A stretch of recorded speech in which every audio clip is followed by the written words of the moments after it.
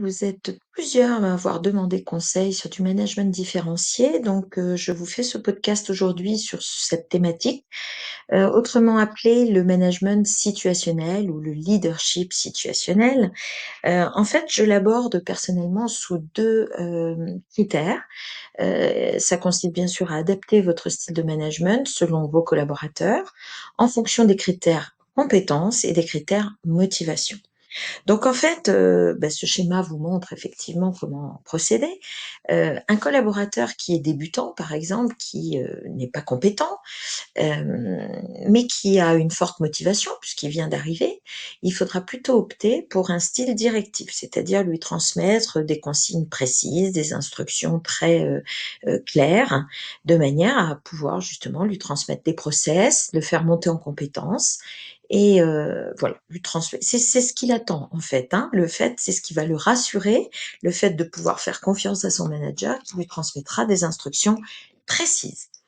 Lorsque vous êtes face à un collaborateur maintenant qui est plus ou moins compétent, c'est-à-dire qu'il a commencé à progresser, mais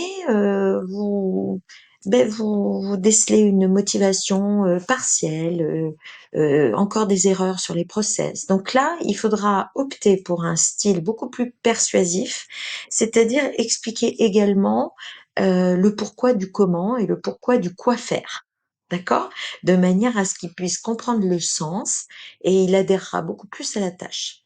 À partir du moment où vous avez de la compétence, mais une baisse de motivation soit ponctuelle, parce que la personne a un problème personnel ou alors une démotivation liée à son poste, passez immédiatement en participatif, de manière à co-construire avec lui une autre façon de travailler dans son poste ou lui demander des nouvelles idées. Et à ce moment-là, il pourra très bien se remotiver et si vous voyez que malgré tout, il reste pas au top de sa forme, soutenez-le, accompagnez-le de manière à bien l'écouter, à créer ce rapport de confiance dont il a besoin pour à nouveau lâcher prise et montrez-lui également que vous avez besoin de lui pour retrouver la bonne cohésion d'équipe, que ses talents vous sont utiles. Il a besoin de reconnaissance à ce moment-là. Le dernier style étant le délégatif, à partir du moment où vous avez un collaborateur compétent et motivé, eh bien vous pouvez passer en délégatif sous réserve de bien respecter la délégation, les étapes de la délégation étant de valoriser la personne à qui vous déléguez, de bien expliquer ce que vous voulez obtenir et transmettre comme tâche. Après, vous pouvez laisser faire la personne si elle est complètement compétente, parce qu'il n'y a pas que votre méthode qui est la bonne. Et en revanche, il faudra superviser et contrôler la tâche et bien sûr féliciter si la tâche est bien réalisée. Voilà, j'espère que c'est clair pour vous.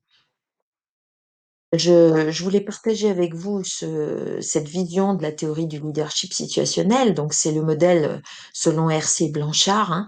Ici, ce qui est intéressant, c'est que vous retrouvez les 4 styles que je vous ai expliqués, mais avec justement la notion de rôle, d'attitude du leader, du manager, à quel niveau il prend ses décisions, et puis les mots-clés en termes de canal de communication. Donc, vous retrouvez le directif avec, bien sûr, c'est le manager qui décide. Il doit organiser, planifier, contrôler. Il doit structurer. Donc, le leader donne des instructions et des consignes. Le persuasif, il faut donner du sens. Il doit mobiliser, en fait, l'intelligence relationnelle, situationnelle et collective. Et en donnant du sens, eh bien, du coup, il va expliquer les raisons de ses choix.